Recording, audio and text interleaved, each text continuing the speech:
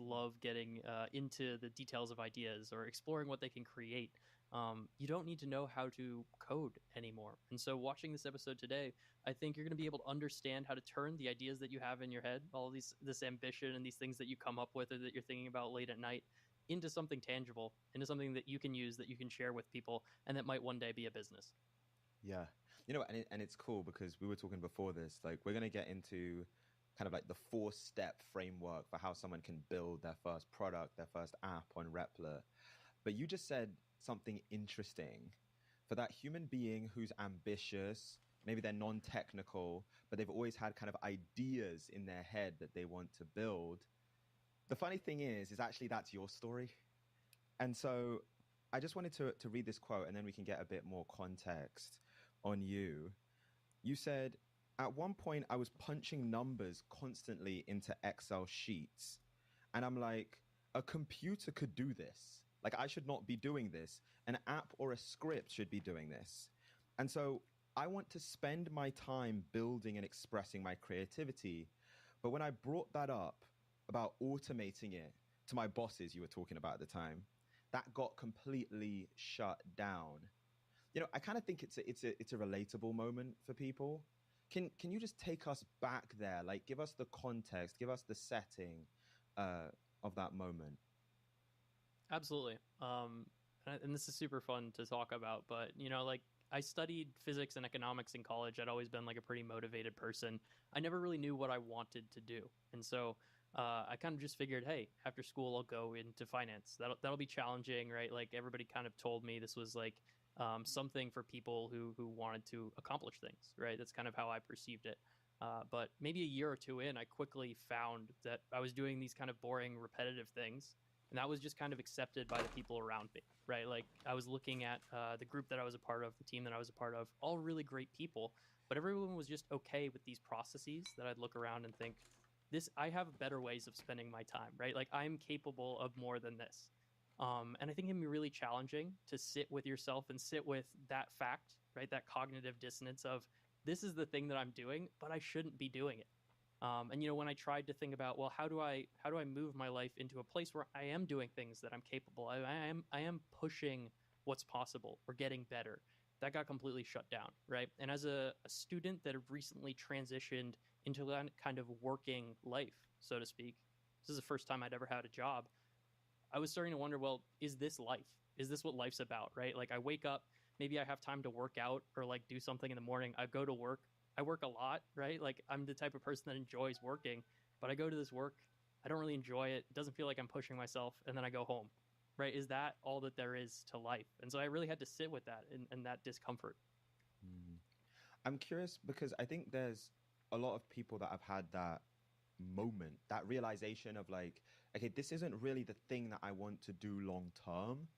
Going from that moment to then actually making the decision to go and build something or go and learn the new skill that like takes you into the next thing is a completely different ball game. And so I'm curious from your story, like what kind of pushed you over the edge where it was like, okay, I'm actually going to take action right now. Like I can't be in this environment. I'm going to move somewhere else, move in a different direction. Yeah, for sure. And to set the context a little bit more, this was 5 years ago, right? So AI didn't really exist. And what that meant was when I brought up like, hey, I want to automate this thing. Well, I had to figure out how to like install languages on my laptop. I had to figure out how to write code. I had to figure out all these things. And sitting there, I was like, this is going to take months, right? This is going to take a long time. Now, as we'll get into, there are tools that are available today. I'm going to show you guys some of those. But it just meant that it was that much harder for me to finally decide I've had enough, right? And so I remember one day, we were doing, like punching these numbers in, and there's this process that I had to do that I basically was handed off to me every day at 4 p.m. I'd have to go over to this computer, basically a special terminal. This is a Bloomberg terminal for those familiar. Find this number, this rate for the day, take it back to an Excel spreadsheet, pop it in the spreadsheet, update a formula, do a bunch of manual stuff. I would mess it up sometimes. It would take 20 or 30 minutes. And every single day I knew at this time, it would interrupt my flow. It would interrupt whatever I was doing. And I was just like, a human being should not be having to do this every day. And I'm the type of person that drives me crazy. And so I think it was at that moment, kind of looking around, realizing there were a bunch of processes like these. There were a bunch of people that had to do these manual things, and it took away from their ability to actually create things or make things that were unique or novel, right? I said, okay, I'm buying a Python textbook. I'm buying a SQL textbook. I'm going to sit down. I'm going to learn these tools to hopefully automate, some of the things that I'm doing. And I later learned that, like, hey, this is what it means to work in tech. It's kind of what led me down the path that I'm in today. Yeah. Yeah, you said something when we spoke earlier, and it was like, it was such a relatable moment because I've even had it in my career when I left my job in consulting. And you said, at some point, you wake up and you say, what is the outcome if I work here for the next 5 years? And then you look at the people who've been there for 5 years, and you're like, I don't want that. If I'm actually on a path where in 5 years I'm not doing what I want to do, that's the scariest thing possible to me. Can you talk about that realization? And I get what you mean because it's so vivid sometimes when you can see the person who's 3 levels up from you and like what their life is like. Yeah, for sure. And it's funny. I laugh because I'm hearing you read these things back to me, and it just kind of evokes that emotion, right? Like when I'm thinking about these types of things. And I think very early on, I was talking with some friends, and we were talking about like what's the scariest thing to you? Like, what are you most afraid of, right? This is like a very deep, visceral question. It's hard to answer that honestly in front of people. And I sat and I thought about it, and I think my response was, my deepest fear is being the same as everybody else, right? Like, I don't want to be an NPC, right? Like, I have things about me, you have things about you. Everybody here listening has something unique about them that makes them completely different from any other human being on the planet. And I think about that in the context of what I'm doing, the way that I spend my time, showing up, doing something for 10 hours a day, right? Like, that's a lot of time. That's really precious. And that compounds over a year, 5 years, 10 years. And if you're not really attentive to what you're doing or where you're headed, right, you could go down the wrong path.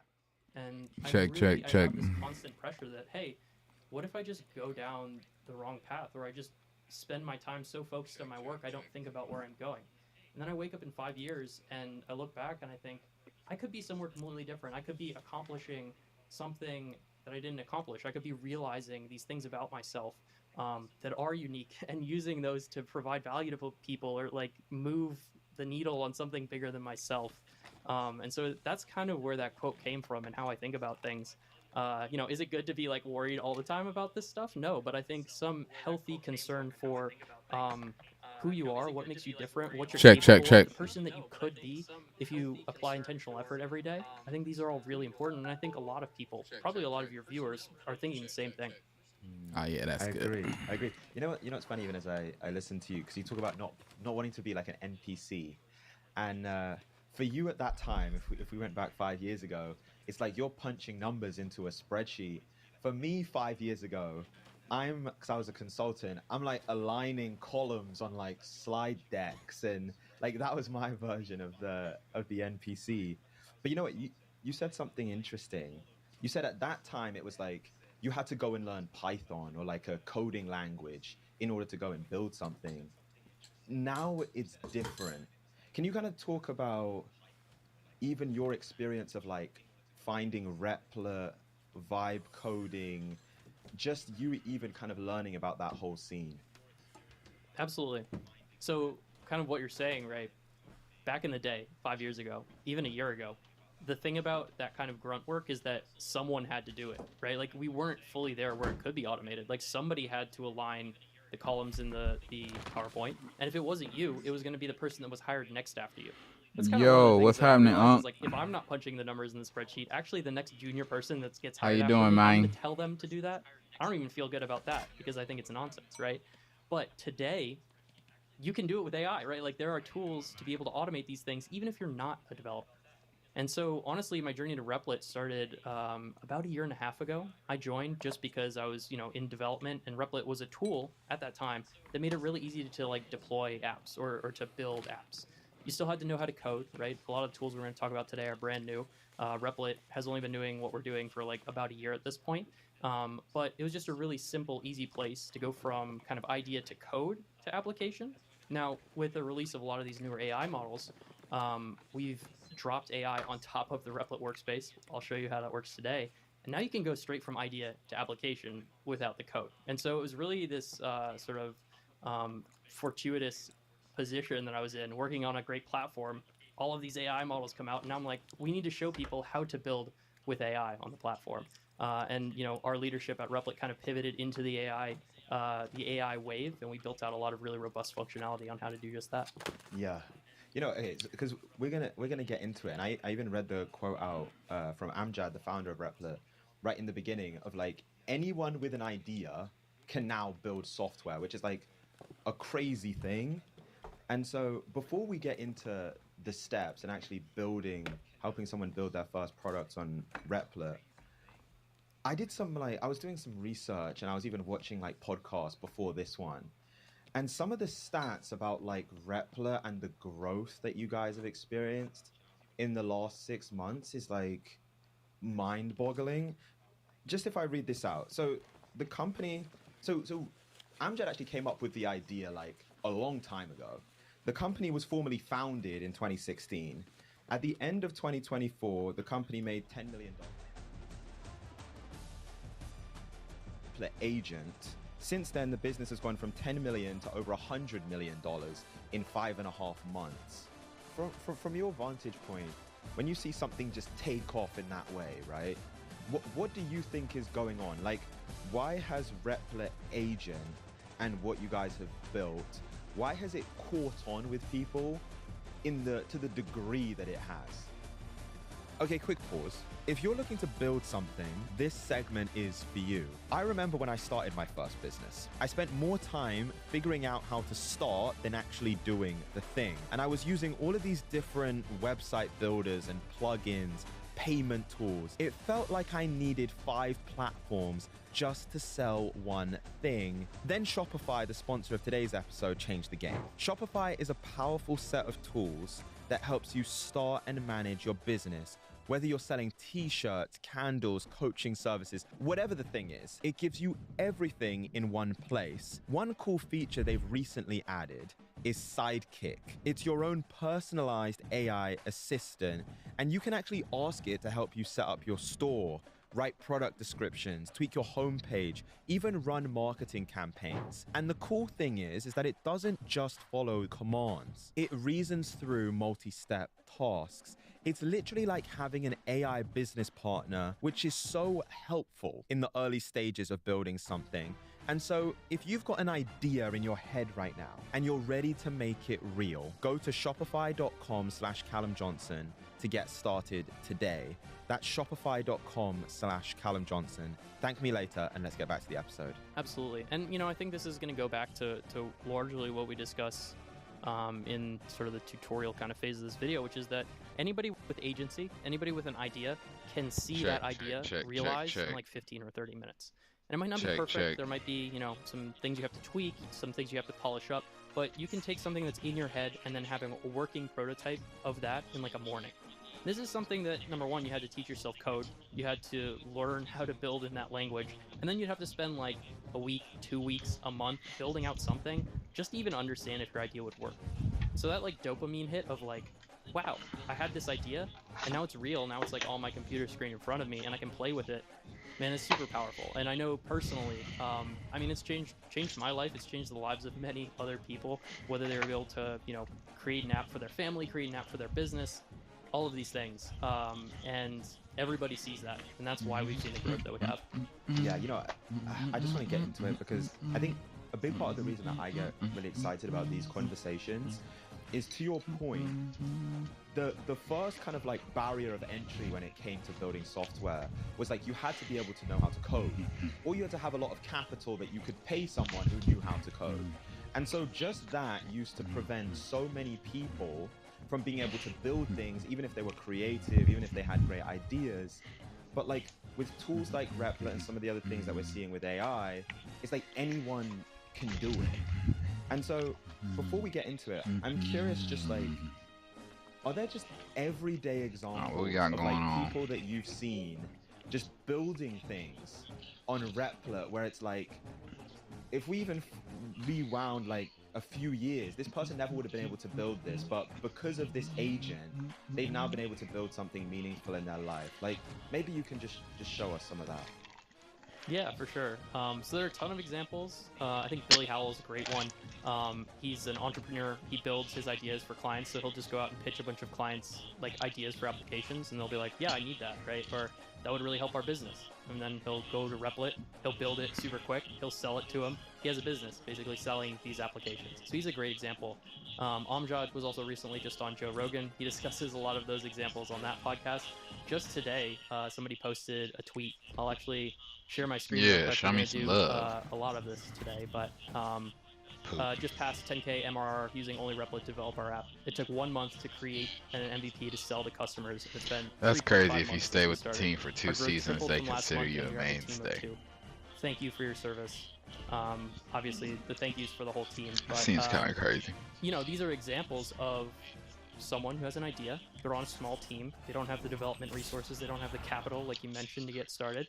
And they can use Replit to leverage, right? It's technology. They're using technology to leverage their ideas. And it's now much more about the ideas that you have, your ability to actualize those ideas than writing the code. And something I talk about every now and then is software development used to be really capital intensive, right? Like, hey, this is why you need to be venture backed. You need to raise a bunch of money and go hire a bunch of software engineers, and you have to pay them a bunch of money to then go create something. And I think at the end of the spectrum, that's still true, right? Like, if you want like Uber, if you want an app that serves hundreds of millions of people, you need really good software engineering talent to build that. But to validate an idea, to build an MVP, to build a product now that maybe thousands of people use it, that can make you tens of thousands of dollars a month, you can just use Replit, or you can use another AI tool. And that means that the cost of investment to build a working application has fallen to almost just time and really good ideas. I just want to get into it. If we were this going to is start, tough. like, right in the beginning, for that person that they have an idea in their mind, or maybe they don't even have an idea in their mind. Let's start even earlier. And they know that they want to build something. They're like inspired by this conversation and other things that they're hearing.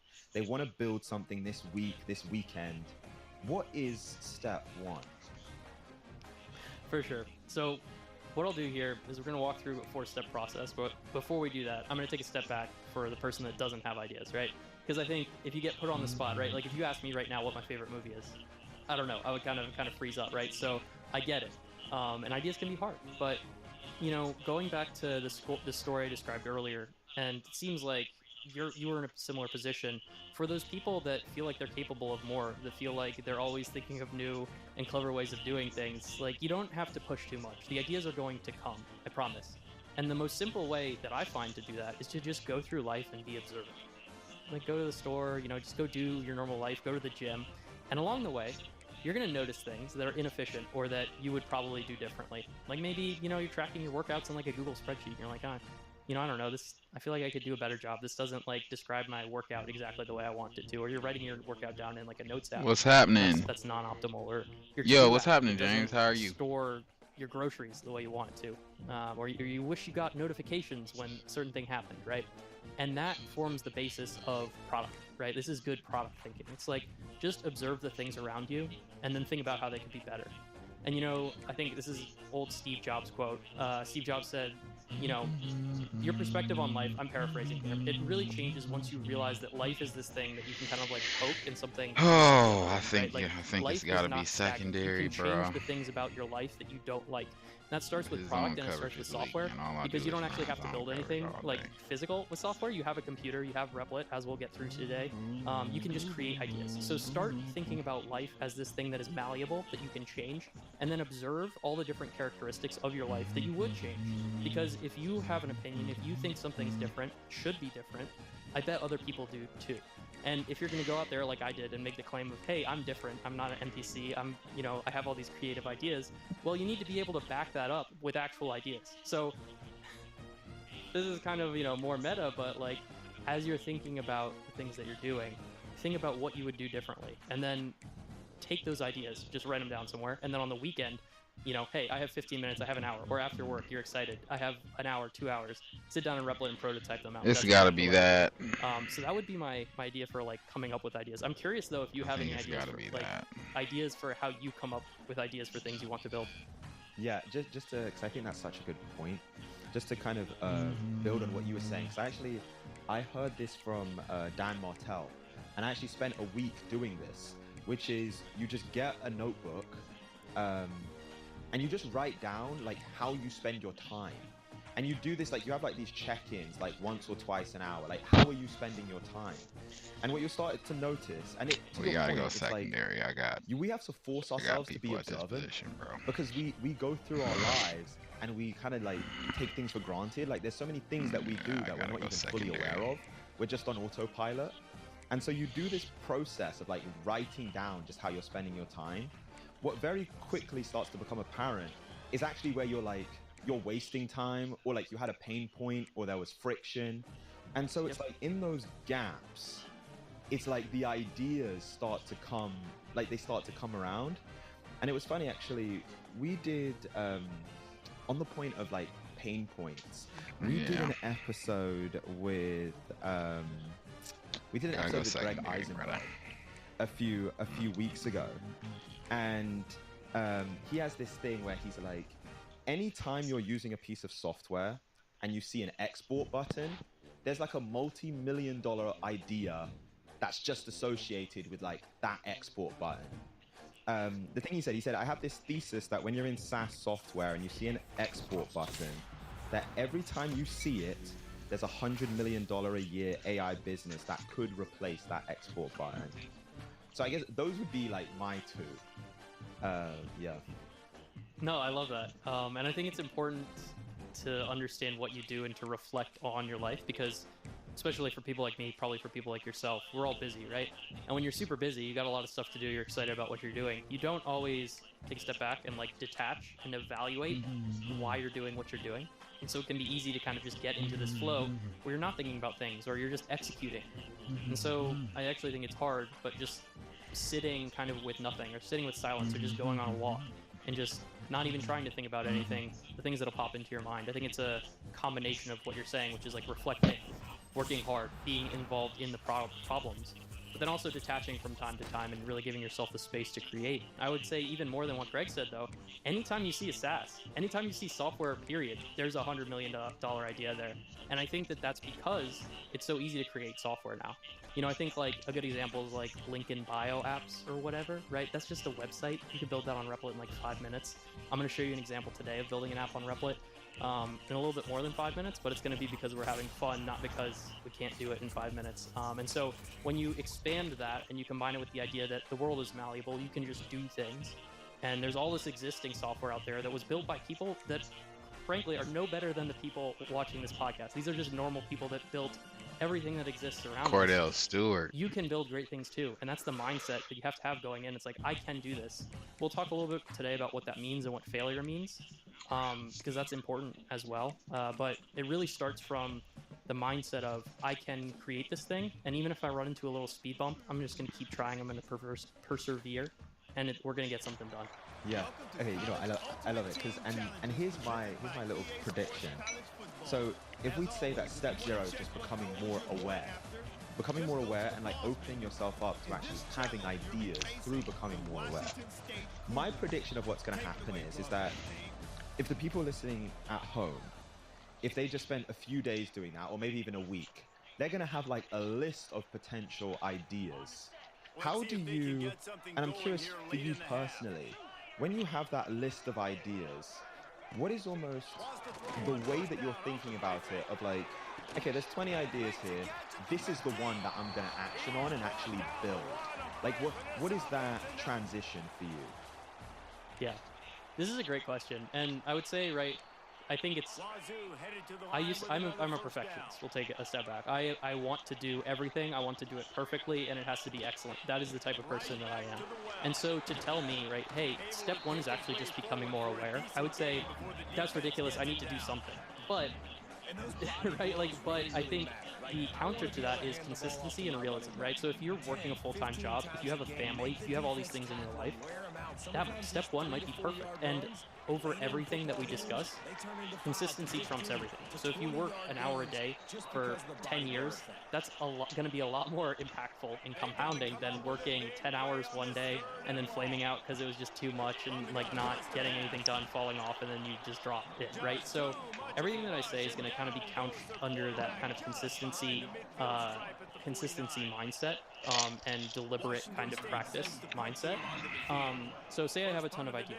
I have a ton of ideas all the time. I have a to-do list with like 30 things on there. I'm not going to get everything done today, but that I'm going to recognize that. I'm going to say I'm going to work really hard today, and I'm going to pick up on it tomorrow. That's the first thing. And then second, I think we just bias action over everything. So it doesn't really even matter which idea. Say I want to learn how to use Replit. Well, which one of the ideas makes me the most excited? I'm going to pick that one, and I'm going to sit down on a Saturday, and I'm going to see if I can build it. And then if I can build it, I'm going to share it with people. And if I can share it with people, I'm going to see if I can turn it into a business, right? I would say start over everything. It's really more about consistency than it is picking the perfect idea. Yeah, you know what's funny? In a way, like, that is the most important thing. Like, if you were just to take one thing from this conversation, I hope you take a lot more. But if you were just to take one thing from this conversation, that bias to action. And it's funny actually, because I was having dinner with some friends over the weekend, and one of my friends, he has this craft. He's been working on it, like use it. He's been working on it for years, like producing. And one of my other friends was like, "Have you released any of the songs or anything that you've made?" And he's like, "No, I'm just waiting just to get a little bit better. Like I'm working on this style right now." And it's like, it's been years. And it's one of those things I even had to reflect on. Yeah, that ain't gonna get the job done, dog. A lot of people's dreams, it dies in like this perfectionism, like analysis. Like just getting a little bit better, but like in complete private. Like no one's heard it, it's not been shared, it's not been deployed. You know what? Let's get I wanna get into it. I know that let's start whiteboarding. Right? Let's start building some stuff. Let's do it then. Okay, quick break.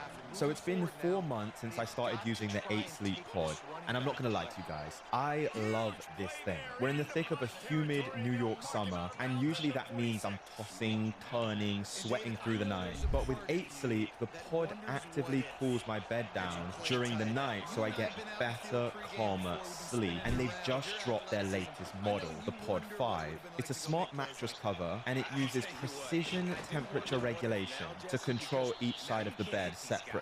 It can be cold for me and warm for someone else, but it's way more than just a temperature pad. I think this is the fourth play. Heart rate, breathing, and sleep stages without wearables. It will detect snoring and even subtly elevate the bed to stop it. It even has built-in speakers for white noise and guided meditations. Every morning, I wake up to a personalized report on my sleep. It's literally like having a personalized sleep coach, a thermostat, and a health monitor all in one. And their new autopilot health check will even flag trends in your heart rate variability and breathing disruptions so that you can spot issues early.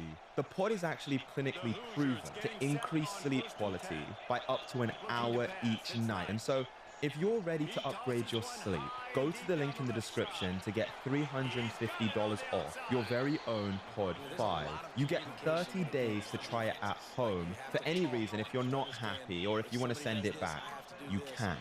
Okay, quick pause. I want to take you behind the scenes for a second. 24 months ago, my workflow was in chaos. Docs are in Google Drive, notes in my phone, random PDF just buried somewhere on my laptop. I'd waste so much time trying to find stuff, and it was killing my focus. Then another entrepreneur that I knew told me how he ran his business on Notion, the sponsor of today's episode, and honestly, it's changed things.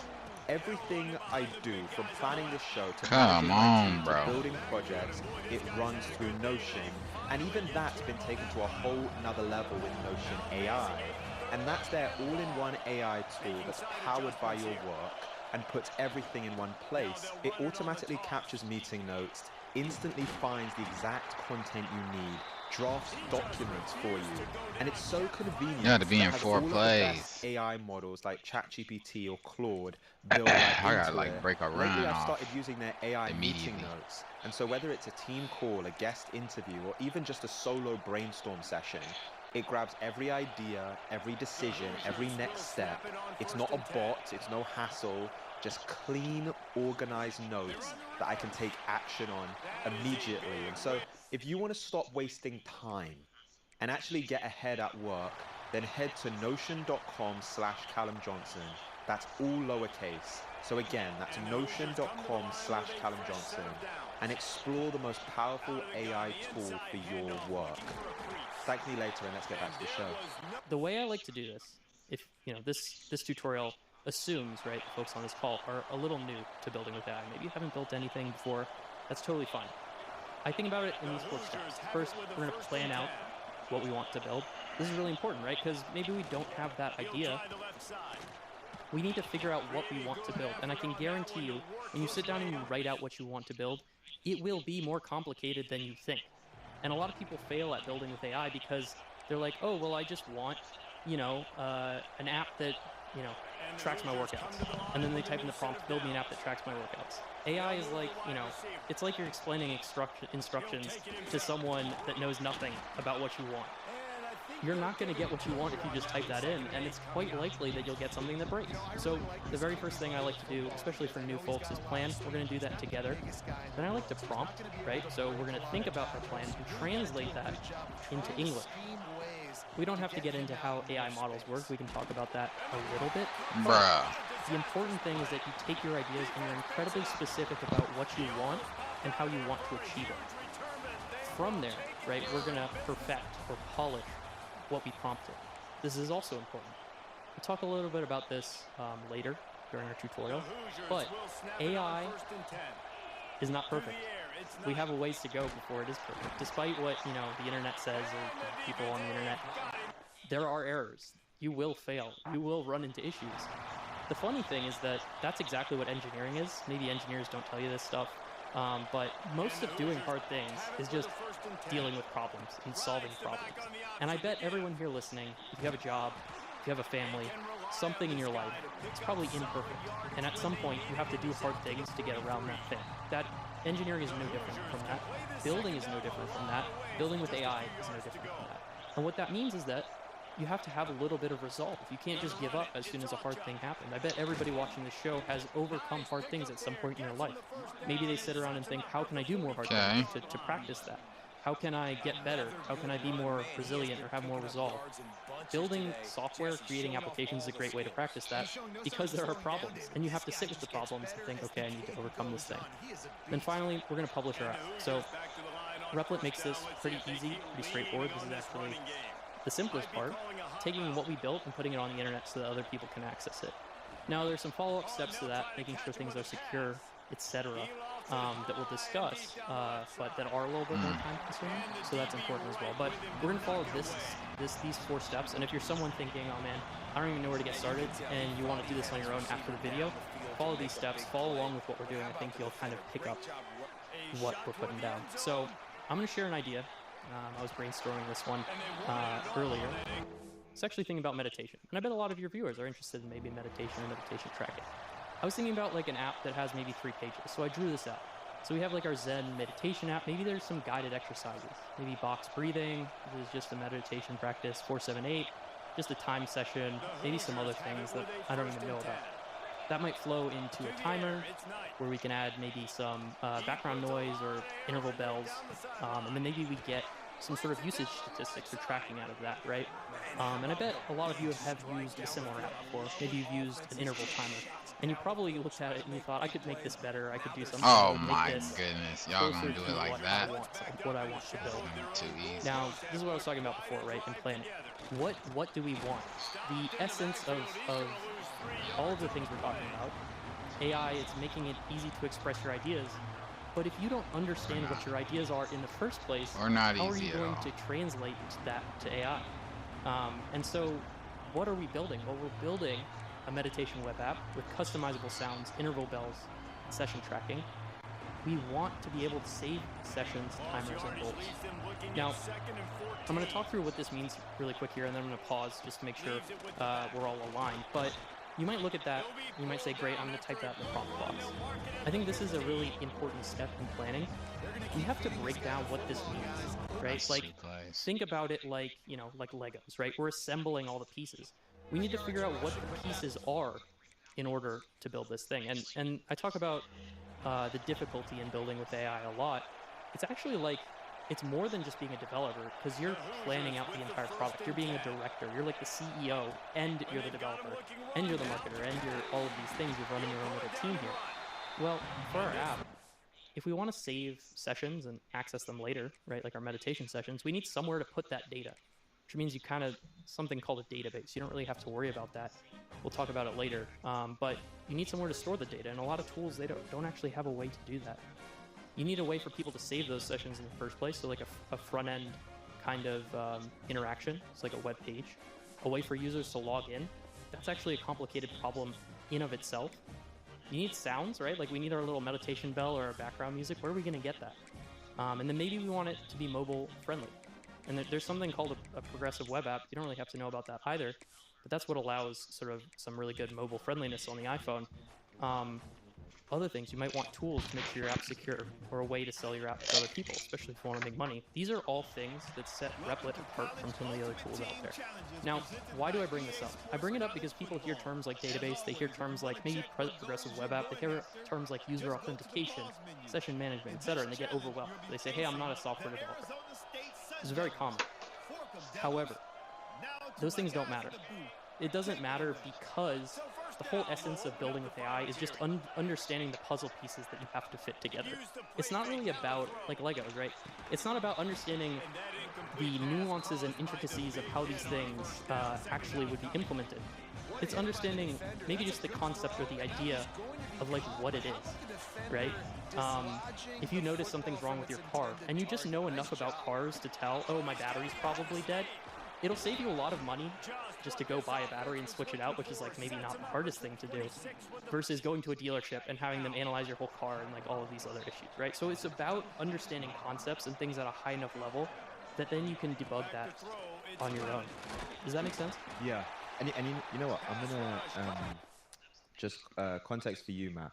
I'm gonna jump in even as you're kind of like going through this stuff, and I'm gonna be kind of like that complete beginner that's like asking the question.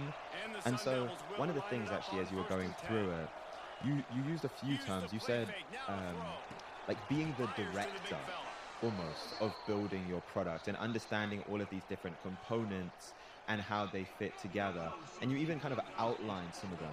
And what? It's interesting because I have no background as like a product manager or even like what it takes to build something.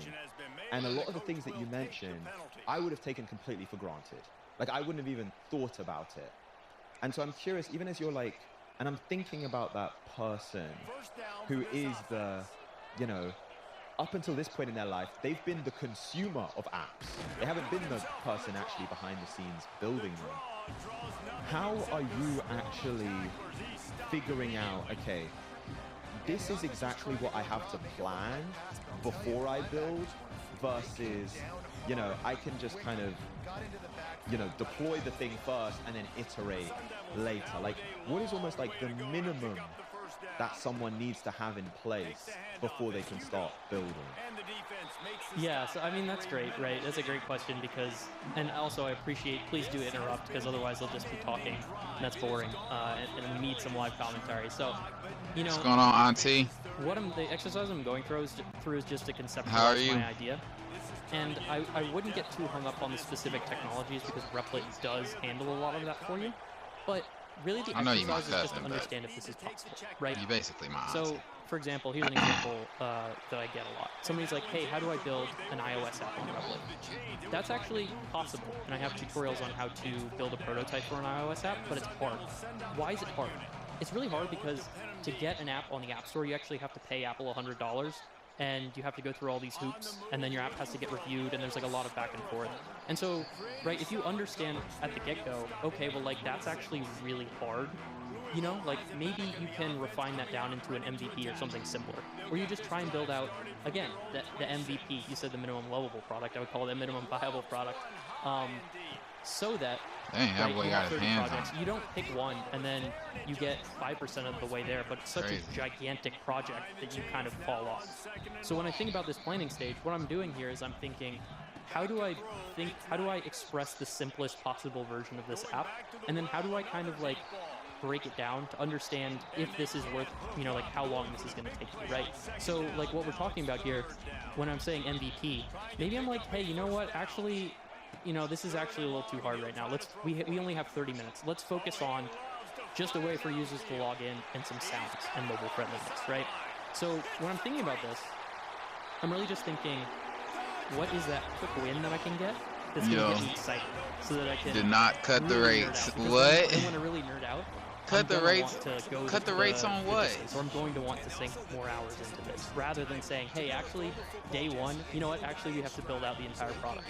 Down 300 points. Oh, shoot. You know what actually, I was just thinking. Interest rates? See what you think about this, man. You saying they didn't cut the interest rates? I think it kind of, one of the things that I like doing is almost getting like a frame of reference. The Dow like is down like 300 points another today? Similar product that you can then kind of focus on and pick apart. And so almost I kind of like that idea of like stripping a lot of the features back and like focusing on one thing, because there's a ton of meditation. Oh dang. Right? What's so the S&P 500 doing? One key feature. You're saying that's because of they didn't cut the interest rates? In my app. And to your point, it's got market like sentiment bad right now. Win, like figuring out how to express that today to the Repler agent so that can be built. What do you think about that? Dang, really missing a lot. Exactly. That's exactly what I was trying to get at, and I think that was going to be the next step that we're going to go into. Actually, is like, okay, well, like we have this, right? There we go. I need one more of those. And so this is like, I need one more of those. Prompt building 101. So we're planning, and then we're going into prompting, right? And so to kind of tie it all together, maybe to your point, you know what a meditation app. Agent probably knows what a meditation app is. How do we make this different? How do we set it apart, right? And like maybe, hey, there wasn't an app with box breathing. I like to work out. Maybe it's there we go. There we go. I had a really hard time finding interval timers that have customizable intervals that match exactly. I got my trades in before the crash though. You made money today? You're like, hey, other people need to know about this thing. I'm gonna build an app that's like every other meditation. You made some bread. You made some bread in the market today. That's actually one of the most powerful things for coming up with ideas, and we didn't talk about that. Is like, pick something, copy it, and then do it better. Like, I think now is a really great time to be able to do things like that. And if you're really like, man, I'm stumped, I will say you can just use other AI tools. So like, go to Claude and say, hey, help me think through how I build a meditation app. Claude's gonna write something down for you. We don't want to just nice. This verbatim. You did like some option plays today, huh? You shouldn't just be mindlessly dumping stuff into AI and then copying and pasting it. You should be really thinking about a couple what you puts. want. But like, I'd approach building this app by defining the core user experience. What did we just do? We defined the core user experience. Then building out the technical foundation and content strategy. And so like, this is how you sound like a great day for some puts. First principles, right? Describe from first principles what I'd have to do. There's no excuse anymore because like this is the free plan of Claude. You can go to rush Claude less than 3 and times have it walk you through how to think about all of these things. And so, you know, I'm sure listeners of your podcast are getting a ton of information already just by viewing. But like any problem that you have in your life, you can go and say, help me approach this thing logically. Help me break this down, because you know, it's a really big goal. Like, I want to build an app that I can quit my job and like focus on building this app first. 9:35 did a put, so, then 10:30 did a call, and you Repler, won on but both I don't of want them. people to think it happens overnight. It doesn't happen overnight. It happens from doing the work and learning how to do these things. And it can happen a lot faster thanks to AI today. But it's like still you about closed out of learning both of those skills. positions today already. However, you can use AI to learn the skills. Yeah, you know, I actually love the point of going to other AI tools and almost like asking whether it's ChatGPT or love to see it, or Gemini or like whatever. More life. And you back in Indy? Where you at with it? Helping it, like letting it help you guide you through the process. Play real quick. Because I think a lot of the time, everybody get a body. when you're 1 building yard. something, Everybody get especially when body. it's for the first time, you know, There we go. obviously come across a point where you're like, I don't really know what to do next. And it's not really that you don't know what to do next. Now I it's just like, got to score a touchdown. there's some questions that with no if it was running asked to you, plays. you probably have an answer, and then you just pursue that Ain't answer. no problem. And so it's actually this very helpful process of like, just have the AI. I would say invest questions in or, like, NVIDIA, guide but you you through know the what a process. real good That's gonna play clarify is your probably thinking, and then you can take that clear outside of thinking NVIDIA, to Intel. Exactly. And I want to encourage that. There are so many tools out there. There's so many things. Use all those tools to build up a Right. plan. And then we're going to walk through how to build something in Replit. But people get stuck and they're like, I'm about Matt, to take you know, my like, I don't even know where to start. And I'm like, I'm about to take my just son to go basketball practice, search bro. Google, ask ChatGPT, ask Gemini, ask Claude. Do What whatever I do you have wrong? to do to get the Rush for information. 15 These are yards. things like, Rush typically, you less used to than have to 3 read a book times. to learn, or you have to go to So a library or do a Google search. I gotta do it You can in do 2 them in runs. 15 seconds today. We're going to talk more about that in the context of building this app, but this is like the prompt that I sat down from our plan and I said, came up with. I was like, well, how do I instruct AI? We'll break this down. Help me create a meditation app. It should feature different meditation presets, like box breathing or time practices. I'm giving an example. Hey, I want different presets. What does a preset look like? Well, I know box breathing. And then the next sentence. That's it. That's all we on need, popular baby. meditation techniques to incorporate them. That's into all our we app. Now, need. this is a feature unique to Replit. Dollar It can do web hymns. search, so it's actually Hold on, gonna what go are out you and do the research saying? You for us. invested in So now what's we're at a hymns? point where, right, you can actually start to rely on AI. I know for that's some of not these concepts, skims. right? I talked about What's breaking down our hymns? ideas, but you can also Dollar ask hymns. Replit, go find those What ideas stock for is me. that? Then the next part of this prompt, the timer should How be you doing, default Antonia? functionality, so do research on techniques for adding a timer to a browser, right? Like, How are you? I'm Matt. I don't know how this stuff works. I just want you to figure out the best way to do it, and I want you to do What it in a way what such stock that is? the user Oh, can hymns. engage It's with hymns it that over longer periods of time. they Right? be Because if doing we like have a timer running in a testosterone. browser for 50 minutes, I don't want the timer to like stop while I'm meditating. You know, I'm just too Right? zen. Oh, I'll I just meditate ran for a 2 hours third. and be like, what happened? No, You know, I I only need caught one I running need play it to before that. continue working and to pull me back in. And I'm saying, hey, make the app hyper minimalist to be distraction free and zen. That should So we're that being should very get the job done. descriptive about what we want to build here. Yeah, there you go. And from that description, now we're going to get into Replit, right? So now I'm sharing 35 Replit. yards. just super quick. No, Scored 'cause I 2 do want to go touchdowns, rushed for into 50 yards. Damn. Replit and actually like making the magic happen.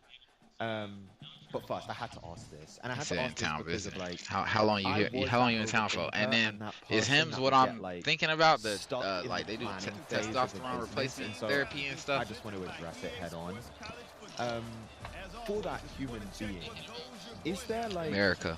a point in the planning All the process stuff going on in where you America, know that you're and actually the ready good to stock take the idea plays to Replit? is hymns Because and here's my skims. concern is that people just keep planning and Hims keep and Hers Health talking with Incorporated is an Claude or American ChatGPT, telehealth and it's company like, or established in doing 2017. The research, company like whatever provides the prescription procrastination medications, is, over-the-counter medications, and Yeah. personal versus just care building. products. And so, like, what to you I'm is a pretty sign sure of, that's like, the ones no, that do you're like ready the to actually just go and build online. the thing.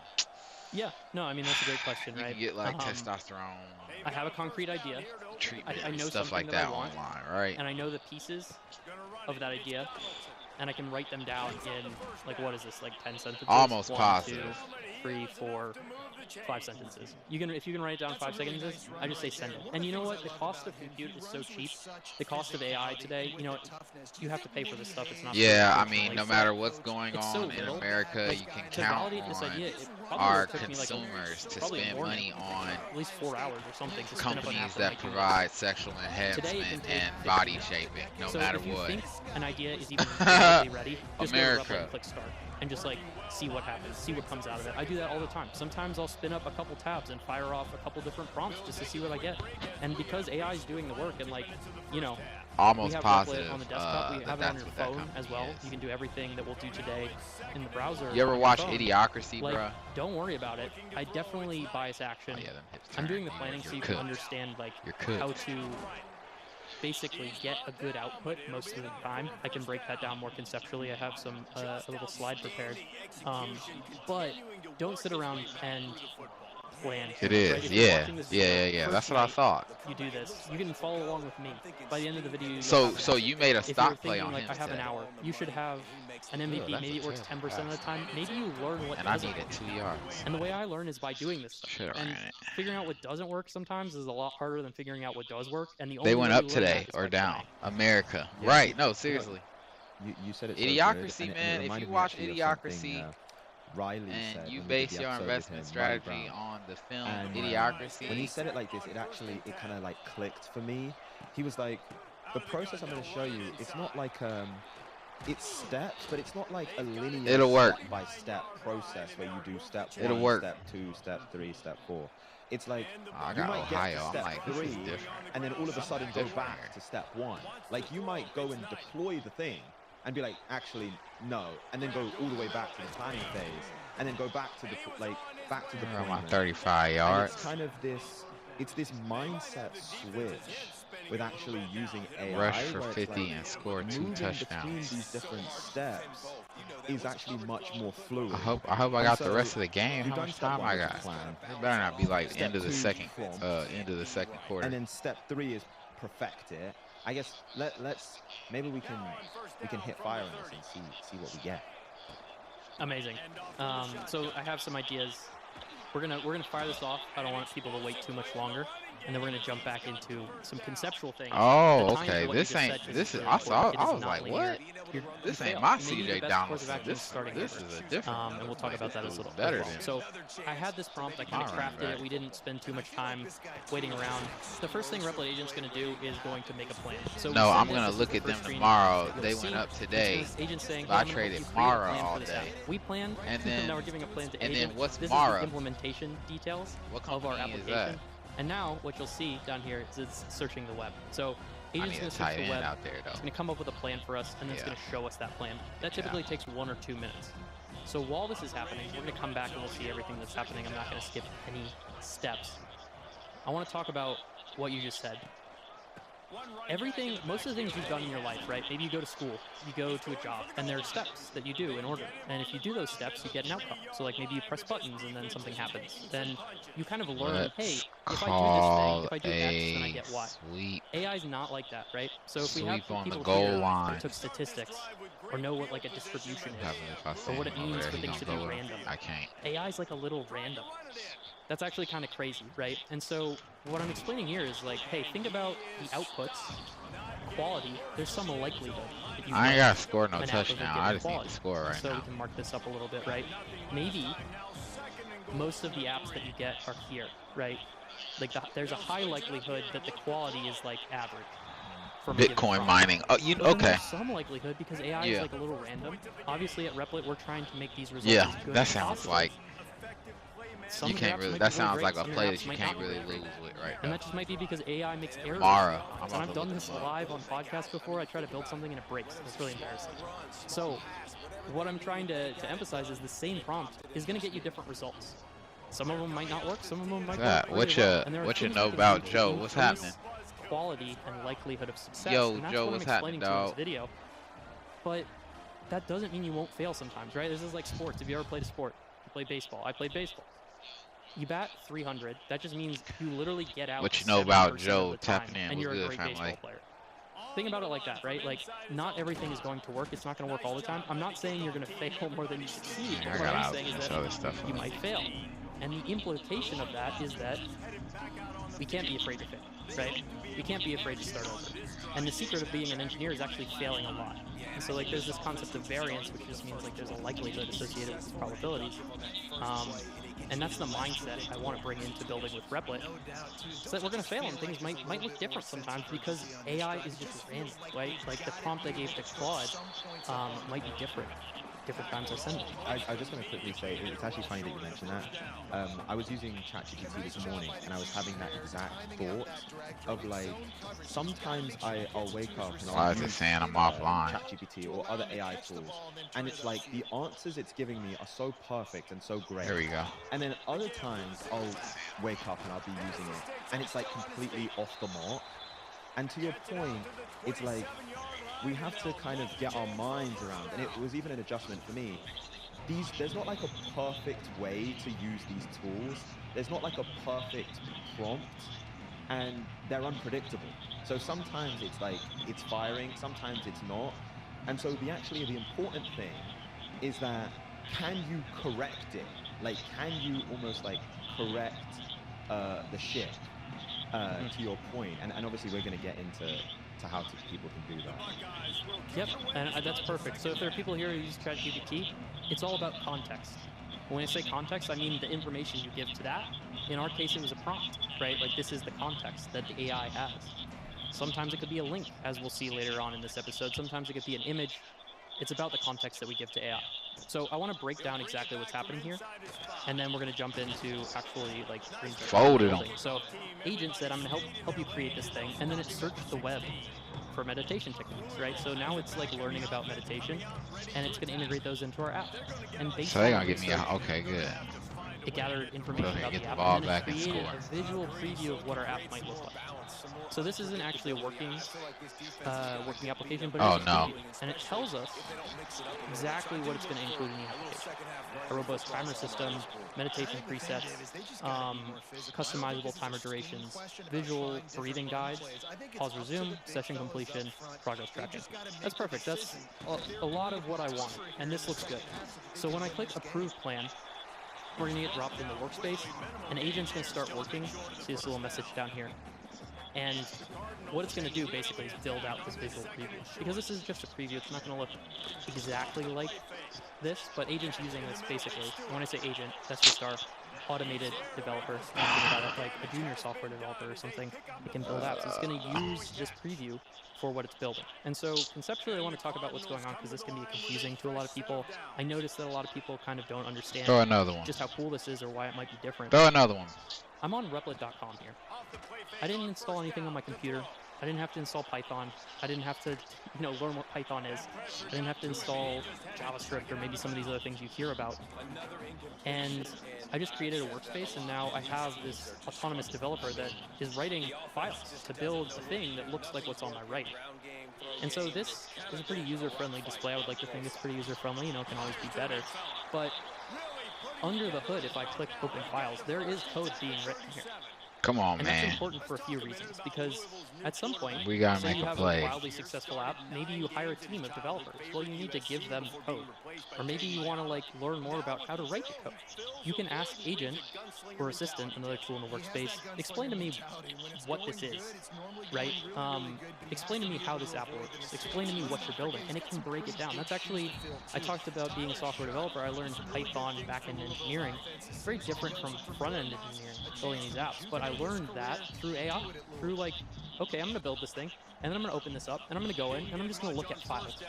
And after the course of months and years, you're going to understand what they're doing, and you're going to write that code on your own. So if you want to learn, if you want to go down that rabbit hole, this is actually really important for learning. If you don't want to learn, and you just want to build cool stuff, that's the whole point of this episode, is that you can just build cool stuff. But, just like I talked about learning how a car works, they had the ball the whole third quarter, bro. Can be really helpful. And that's going to be a major theme in this video as well. Yeah, you know what, and this is why I was actually really excited to bring you on, is because we've had guests come on the show, and they take us through Replit and they show certain things. The cool thing with you is you actually work at Replit and are part of building this stuff, and so just your knowledge of the agent and of the platform is on another level. And so come on, man, give me a ball back. Like a beginner from an expert is the expert has give so me much a ball back, experience bro. that they're just aware of certain things and features that for a beginner, someone starting out like myself or someone listening, it's we wouldn't even think about. And so what are even some of the features or the aspects of Replit that a lot of the times you see people entirely ignore? All right, but you know what? If they took it into account, it would be tremendously valuable, even if they're just building their first product. 100%. Hurry up and score and give me the ball back. This environment that we're in right now, it's like a computer. Think about it like a computer. It's running in the cloud. We're accessing it through our browser, but this is if you opened up your laptop and you installed a bunch of stuff. What that means is that this is going to get a little technical, right? But there is a shell Like if I wanted to go over to here and type in shell, like this is the command for listing files. I have a file system. So under the hood, this platform has access to everything a developer could do. So what I'm showing you right now are things a developer would do. Maybe they want to install languages. Maybe they want to configure that environment. Our agent is doing all of those things. And people take this for granted, right? If you're building, like if you build something like Claude, you I thought that was a pick. or some other tools. What you don't realize is that's not actually an environment. It's not how a developer would For build sure, it. thought And that that's was why a it's really pick. hard to get that thing running. Like maybe you have to, if you tried to build anything before, you have to figure out how to set it all up on your own computer. You have to figure out how to add a data source. I'm going to show you exactly how to add a data source. You have to figure out how to do all of these things. No. All of these things that Replit offers kind of for free because it's built on the platform. Oh. And the platform is the thing that's really powerful. And so I think a lot of people get confused when they come in here and they see Replit because they don't understand, like, actually, what we did was we built all these tools a developer would use. We built all of this really complicated infrastructure, and then we just gave AI access to it. And All so right. Other platforms I got out there run don't for have 9 access yards to all get the a different touchdown. tools, right? And that's a really big differentiator. Like Okay. what it means to deploy something, what it means to add a database. These are all things that sometimes people take for granted. What it means to run a project in Replit is the fact that I could take this and open up my phone. I mean, we'll see if this works right now. I'm pretty sure I'm logged in. And if I go to my apps on my phone, refresh it, and then open up what we're building, you can probably, maybe you can see this. This is the same workspace, actually, that's running on my phone. So like in real time, I can see what I'm building because it's in the cloud, right? And so then if I say I had a lift coming, I just take my phone with me and I can keep prompting and keep building and keep seeing what things are doing. And so like real time, you can build in a completely isolated environment. You can take it with you on the go, and it has access to all the same tools a developer has access to. Now I just got to Which, score as a we build out this touchdown, app, and we out of here. Enables some pretty powerful things. Yeah. Okay, you know what? I gotta play for this, actually. I want to continue for people and go a bit deeper. If someone, so it gives you kind of like the plan of what it's going to build. As you're like assessing the plan, because I'm just even thinking about the person sitting at home doing this right now, and you're like reviewing the plan, you're like, okay, this sounds good. Like, at what point are you actually hitting go on it? Like, what is kind of giving you pause? Like, what is making you go back to the drawing board versus just like, okay, let me just run this and see what it comes out with? Yeah, no, I mean, I just send it most of the time. I just do a quick glance to make sure it's not like do something crazy, right? Like I just want to make sure there's nothing in the plan that is too complicated. I'm actually thinking from simplicity. I'm like, is this plan simple enough? Because I want something that works on the first run. And so I'm really thinking, is this simple enough? I'm basically kill him outside. Kill him outside. Like I would want Let's to go. remove, not add necessarily. So just send. Most of the time, I'm just sending the plan. To be honest with you. What is an example of something like if you did see it, it would be like a red flag? Like you would actually be like, okay, I actually want to remove that. Yep, I think about complexity. I think an overarching theme, hopefully, that you get from this example is simplicity over everything. I talked about consistency already. Simplicity and consistency over everything. If I see that it's trying to build out, right, like if I'm trying to build Uber, and I'm like, how do I get 1 million people to use my app? That's going to be really complicated. I just want a timer that works here. That's what we're going to get to. So that would be like my example, right? Like if you start to see really complicated architectures, things that like you're not understanding or that are unrelated to your vision, start with MVP, boil it down to the simplest possible thing that you can create, and then start marching towards that step by step because, again, the goal here is to get to something that works. Don't rush more than 5 times. Like, to tinker, it's a lot easy to tinker if you have something that works. So we want to get to the simplest possible thing that works and then iterate to build something really cool.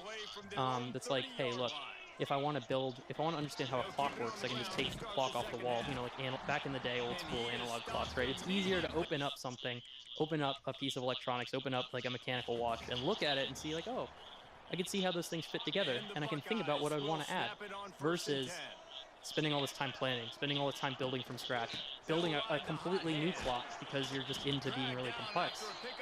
You know, I think if we can just start from the simple pieces, that's the best bet. Yeah, it's almost like, okay, what is the core feature, and then making sure that core works. Okay, so I'm gonna be playing this whole thing with this guy. Confidence of that, it's like we're ready to go. Okay, so what if we hit deploy, not deploy, if we hit go, and then we can kind of talk about like step 3, which is perfect. Of course, yeah. No, let's dig into it, right? So, Agent ran this. It took about, we were talking the whole time. It took a couple of minutes, I would say. Like the first thing is it's a timer. So if I hit play, the timer, number one, this doesn't appear to work. So you're gonna see in real time, right? Like we're building something here. This is different. Yeah. Right. So we have the layout. It's telling us to inhale and hold. It looks like every 4 seconds. Exhale, right? That's box breathing. So if you don't know box breathing, it's inhale 4, hold 4, exhale 4, hold 4. That's kind of the pattern, right? So that's actually working. So it's keeping track of the time, but it doesn't look like it's actually updating a state. This might seem pedantic. This is important, right? Because what we're going to talk about now is actually the process of debugging. And that's like a really important skill in vibe coding, in building your ideas. And so I'm going to switch over to a different tab. What is debugging? What do I mean when I say sorry? And just quickly, because you said you had such a great quote on this, I just wanted to read it out before you go deeper. You said, you try something, it breaks, but now the AI helps you fix it. That moment when you debug with AI is the moment you start believing you can build anything. TD. Totally agreed. Totally agreed. And so actually more than before I'll switch back over to Agent, and I'll say like the timer isn't working. That's actually not descriptive enough. The timer isn't counting down. We gotta go. But I see the box breathing, like assistant, moving. I'm being very descriptive about what's going on. And can you fix it? So the thing about Agent is that it has access to this entire environment. So behind the scenes, what's going on is there's, like, you can look at the console and actually see, like, the console is just a place that shows you what the server of the database or the application does, right? Then there's a front end kind of console as well. And what you'll see is that Agent is saying, I need to fix the timer countdown issue. I can see there's an LSP error in the storage layer. I don't even know what the heck that is. I'm not too worried about it. But it's going to look at it and start fixing things. Now it's saying I need to examine that timer logic a bit more closely. I think it might be this thing or that thing. So you can learn about the implementation, what's going on. Again, this is all kind of complicated. You don't have to worry about it too much. But now you can see that Agent is going through these things. It's testing them to make sure that it works properly, seeing some React errors, and it's actually doing the debugging work for me, right? It's doing a lot of the nitty-gritty for me. How do I tie this back to what I was going to say before? Debugging is a process of observation. We're finding bugs in the app and then we're removing them. And at the simplest, right, maybe you have a lamp that doesn't work. The first thing you ask, the question you ask is the lamp plugged in? Now, with AI, let's talk about without AI. You'd have to go look if the lamp is plugged in. Now, with AI, you can say, is the lamp plugged in? AI is going to figure it out for you because Agent has access to that environment, right? So I sent that command. It's like going through and basically debugging the application for me. But the thing I had to do, we talked about context, was provide context. I had to visually inspect my app and say, what isn't working? And I had to break that down logically. Hey, this part of the application isn't working, but this other part is. And I'm going to give that information to AI to kind of get to the root of the issue, right? And tell the LLM, tell the system what's wrong.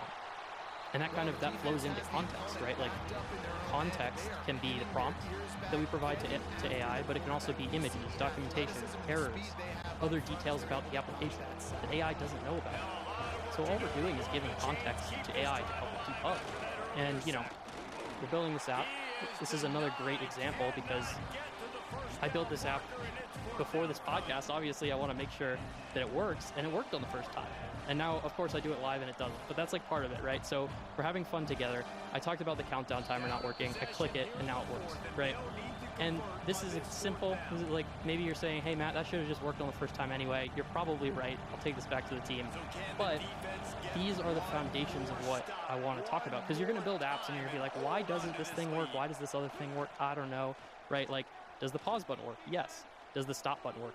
It does. It resets. And when I press start, now I'm getting this nice little countdown. Did we break anything else, right? You might be asking, can I go through and start box breathing? The box breathing timer works. Hold, 2, 3. Running for 80 yards is not happening, right? bro. So now this is working. Now we have a little timer that's going according to our rhythm. Perfect. So I really like this. It looks like for the most part it's working. The hard part, right, is how do we track these sessions? How do we make it so that anybody can log in? And this is one of those things you wanted to know what sets Replit apart. Why should people be using Replit? We have all those tools available. So what I'm going to say here is add user login, also known as authentication. You know, some people might call it that, with Replit auth, and store user session data so that I can visualize it for my account. I'm going to send that. So this is almost like if someone, say that I had an app, and instead of, you know, every time you go in, it's a fresh session, like someone's actually able to build an account where it like logs their data and like tracks it over time. That's essentially what you're building right now. Yeah, so right, if I log into Replit, I have my Replit account, and I can see my apps. If you have an account, if you have an app that you want to share with people, well, they need to be able to customize that app. They need to be able to save information. That's actually called authentication, or user login, right? Basically, you log in with your Replit account, or your users would create a Replit account to log in. It looks like they're logging into your app.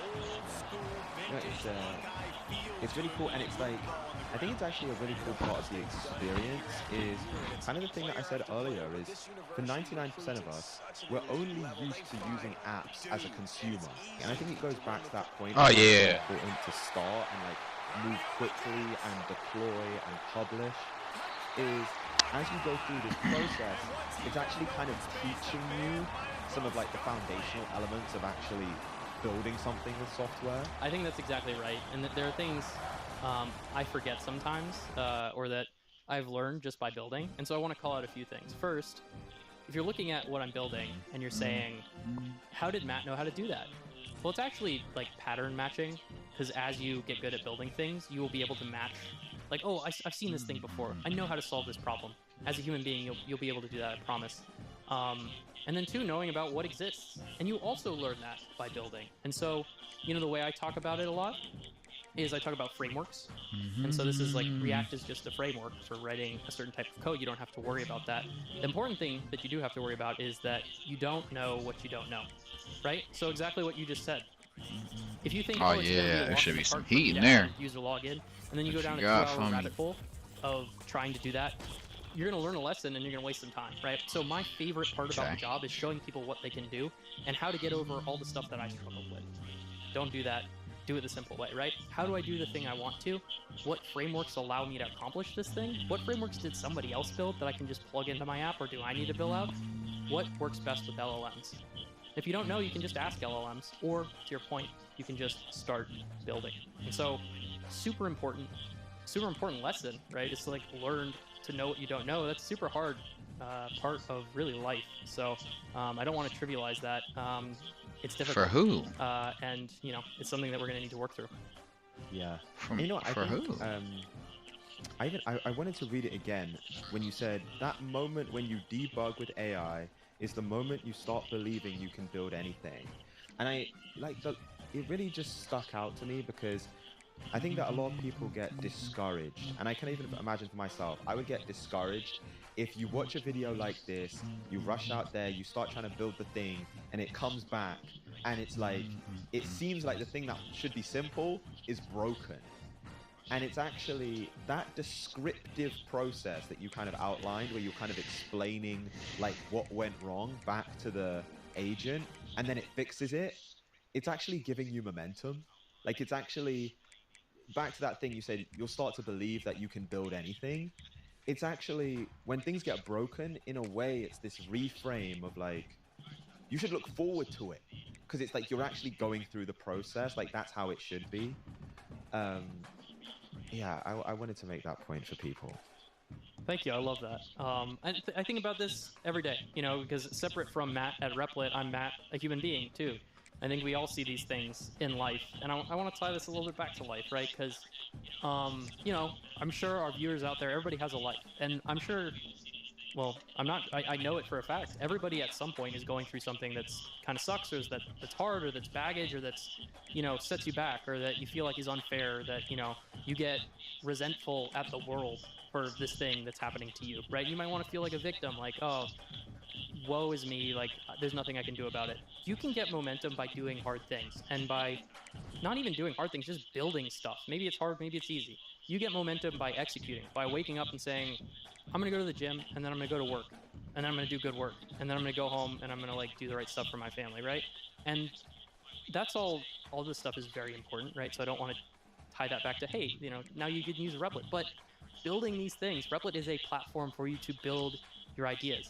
And right off the bat, we saw a problem. We saw an error. Could have just gave up. And I probably would have went, Rico would have been like, Jackson. dang, I got on this podcast and I failed. Sometimes you're going to fail. That's part of life. But just one prompt, observing things, and oh, now it feels a little bit easier, right? Now the pressure's off. Now I think, well, if I come to a problem, I actually can solve it just by being clever or by like working hard or trying things out. So to tie that back to my larger point, right? Like, you build momentum, exactly what you're saying, right? Into your life by seeing challenges and facing them down and, you know, becoming basically a better person. And that's really important. And you can do those things through creating with AI, and that's the point I'm trying to drive home. Yeah, no, I think it's so brilliant. Okay, you know, if we wanted to fast forward, let's assume that we were ready to deploy. So we've moved through the perfecting it phase. Like, we've gone through the steps, we've debugged, we've like made sure that it's working, we're ready to deploy. I think one of the cool things with Replit when I saw it is like, it's so easy to actually deploy the thing. Could you demonstrate that? Absolutely. So assuming we have 1 minute here, let's just see if this worked, because we tried to implement our login here. So if I click get started, let's see what happens. We're going to log in. So I get a pop-up. You probably can't see this, but I'm just logging in with my Replit account. And now we got our app. Top right, that's my profile picture, so something worked. Our app still works, hopefully, like we expected. So I can start my meditation countdown, but now I'm logged into my app, and I should be tracking sessions. So if I pause this, or like say stop it, let's see what happened. We'll refresh to see if anything updates. So we didn't get our session. Just want to kind of recap what we got to, but we have a database, and if I click see my data, I have meditation sessions, I have users. If I click user, I should see me, like my email will probably pop up, so we won't do that just now. But we have all of the sort of basics of being able to log in, create user accounts, right? We have all the basics there, and now it would just be like quite literally one follow-up prompt of saying like, you know, implement session tracking for my user. And then we'd have kind of exactly what we described at the outset. Now, I think that's astounding. To go back to what you said, what is deploying, right? Everything that we just built is in its own little environment. So I said, think about this like a computer. Well, what does that mean? Well, that means that if it's running on this computer and we just took a snapshot of that thing and deployed it, well, then it's going to be running in the cloud. And that's the amazing part about Replit. So if I click deploy, you get some configuration settings. This can be confusing. We're not going to worry about that right now. Most of the time you can just click approve. We're going to call this Zen Timer. We'll call it, Zen Timer .replit.app. And we're going to go down here and click deploy. 2 passes, get a first. Some other notes, you could run a security scan to make sure that this is secure and that there aren't any gaps. You could link a custom deployment, so your own, a custom URL, so you think mattpalmer.com or something, right? To be able to go to an actual website. But what we're doing is we're taking a snapshot of this environment and pushing it up to the internet. Now, that snapshot piece is really important because a lot of times people build stuff and it breaks. So one other thing I want to call out is that when we're building this application, it's getting a little sticky there, agent is taking snapshots or making checkpoints of our apps, just like a video game. So here we have a checkpoint that was made 24 minutes ago while we were talking. It's after we built the core UI. And at any time I can preview what that looks like, I can roll back to that checkpoint. So we can roll back the files, the agent, actually our entire database, all of our data as well, and we can know that we're completely safe. And the amazing thing about Replit is that you don't have to set any of this up. You don't have to worry about losing your work. It also means you don't need to worry about failing, right? Because if I went kind of crazy and started implementing a bunch of experimental stuff like we're doing right now, and it broke, it's okay, because I can just roll back to the last checkpoint and continue building. And so what we were talking about earlier, right, this mindset of not being afraid to fail, of like randomness of all this stuff, well, your work's actually always I safe. gotta complete so 2 passes. More Can't score on the adventurous. first play. You can take risks and not worry about messing anything up.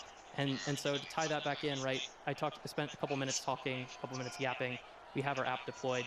I'm going to switch to that app. We get exactly what we had before. I'm going to click Get Started. And this is the login screen I was talking about before. Going to log in. So now I have my timer.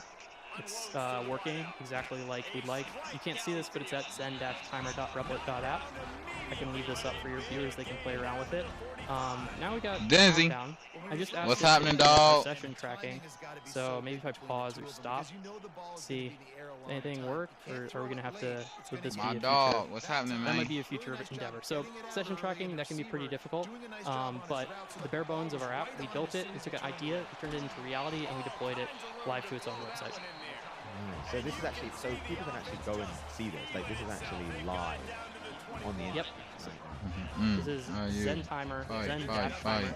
We'll go back over here, .replit.app. So if they're watching, My dog, what you got going on today? tab.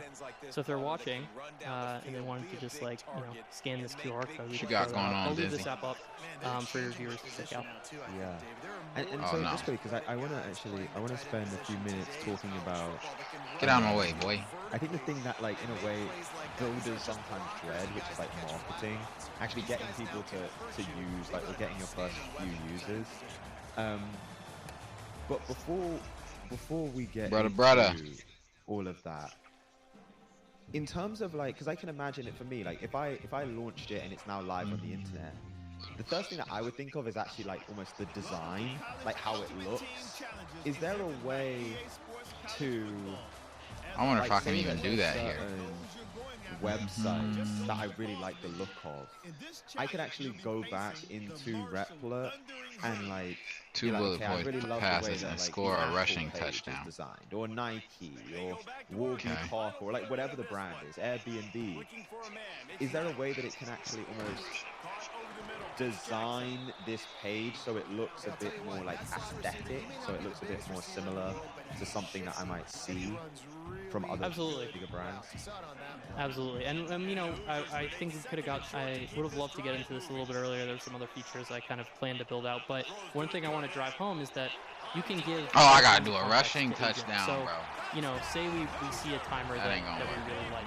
Oh, well, like, hey, here's one, right? Maybe I want. Well, it's my not timer to gonna look a get the bit more like job this. done. I just took a screenshot of that page, and I'm going to go back to Replit, and I'm going to paste that screenshot in, and I'm going to say make it look like this. Or even one step further, right? What if we just have URL, maxtimer.com? You type in the URL, and you can click take screenshot, and you get a screenshot of the application. So you can take screenshots, provide them as context. You can just type in a URL and provide them as context. Some apps, right? Like if the app doesn't if the URL doesn't exist, right, that would fail. You can do a couple other things, right? So I was thinking, hey, maybe I want to add white noise to this app. Well, I found a site with white noise on it. Download the audio and add it to our app. And I could paste in that URL, click get text content. It's going to scrape that page. It's going to pull in the MP3 and it'll add white noise to our app just because I found that. One other thing, specifically for people who like to design, we also have a Figma import. I have separate videos on how to cover that. You can design something in Figma, pull it in. You can build in some of your other tools, pull it in, keep building with Agent. These are all really great ways to get started building. You know what it comes to mind, just even as you were explaining it? It's almost it's almost like having a teammate. Like if you had like if I was running a business and I had like a web designer on my team, and I spotted something on the website that they deployed, I'm actually like, I actually want it to look more like this. It's like the way that you were talking to the agent was almost as if it was a teammate and you're just directing it what you want. Exactly. So think about it like you have a junior developer. Think about it like you have a team and you're just the director of all your different teammates, and you're helping them kind of figure out what they want to build. Helping them, right? Like if I talk to, say I'm baking a cake, like I'm making a cake for my friend's birthday. Actually, I'm hiring someone to make a cake, right? So you're getting somebody on your team, and they say, well, what cake do you want me to build? Well, you have to think about what your friend likes. You have to think about all of these things. How do I make this perfect? And then how do I explain that in plain English to an employee to help them create what I want. And what we're doing with AI is we're using it like an employee or like a coworker. Hey, man, I really want you to build this thing. And I have to be really descriptive to get what I want. And I have to be really precise and understand English and understand from first principles what's actually happening in my app. And these are exactly the skills that I'm using to build this app. And then I'll just call out one other thing. So that actually, our session tracking did work. We just had to wait for the session to end. So kind of soup to nuts. We actually did get a lot more done, I think, here than I expected with being able to log sessions and saving. Some of that, some of the things that you put in with like even the screenshot, could we actually see it apply that? Like, I don't know. I'm just curious to just see like what it actually ends up, how close it's able to replicate. So that's another thing. We'll talk about this a little bit. When you think about like just giving AI a screenshot, what does that mean? Like AI is going to see an image. What are the limitations? Like we're going to think from first principles here. What are the limitations to giving AI an image? Well, it probably won't know the font. Right? It won't know exactly what text it used, unless, you know, maybe in a year models are super good. It'll probably match the colors. It can match colors pretty well. It won't have image assets. It won't have all these other things. And so I'm giving you reasons why this might not work. Because like doing it live and then rebuilding the entire app often doesn't come up with super great results. We can do that. But if you think about from a perspective of, well, can I figure out what font it's using? Can I figure out where those images are? And if you can find the assets, right? If you can find all of these different things, you're going to be able to get a lot closer. Or if you figure out how to build it in Figma, or if you find, right, like clever ways of getting AI the things that it needs, right?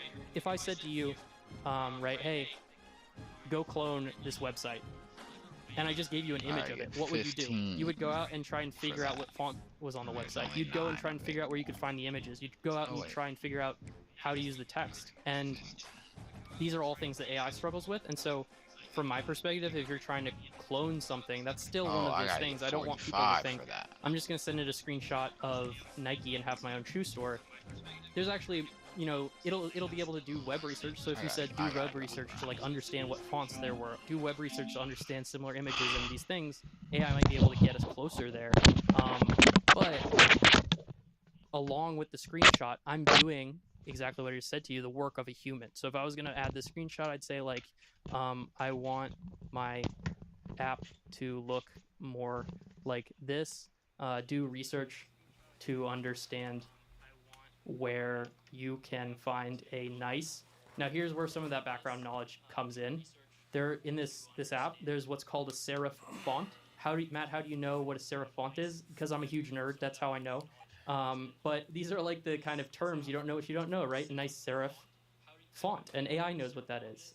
Make the app dark mode and find similar free assets online that we can use for our timer. So sorry. Basically, the more detailed you can go, the more closely it's going to be able to replicate